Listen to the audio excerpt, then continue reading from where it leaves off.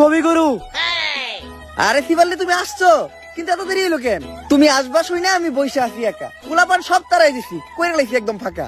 তা আমার জন্য গোলাপ ফুল আনছো? গোলাপ তো আনে নাই, কিন্তু ফুল আনছি গাঁদা, কারণ আপনার মাথার চুল সাদা। তুমিও কবিতা কও? বুঝলাম না, বাংলাদেশের সব মানুষ কেমন জানি কবি হয়ে যাইতেছে। থাক, ফুল আনা লাগবে না, বসো, তুমি তো নিজেই একটা ফুল।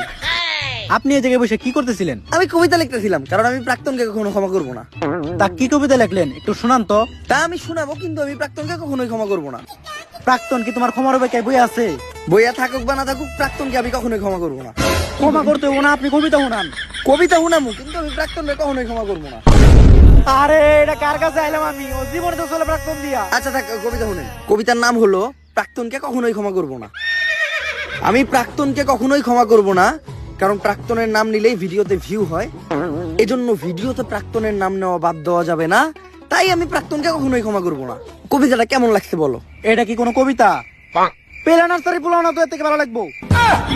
এই, তুমি যেটা জানতে আমার কাছে আসছো ওটা বলো। আমার নামে তোমরা ভালো মন্দ যাই বলো, এই টাকি নাহিদের নাম নিয়ে কিন্তু ফরে উঠে চলো। অবশ্য তোমরা আমার নামে কই যাই না কে, কারণ এই টাকি নাহিদ যা করছে তোমরা অনেকেই তা করতে পারো নাই। কিন্তু ভাই আপনি কি করছেন? কেন কন্টেন্টের নামে টিকটক এসে ঘুটালছি, মিউজিক ভিডিওর নামে ইউটিউবে যা যাত্রাপালা বানাইছি, আর ভিডিওর মধ্যে মেঘ নিয়ে অশ্লীলতা করছি। ঠিকই কইছেন ভাই, এটি আপনার মতো অন্য কেউ করতে পারে নাই।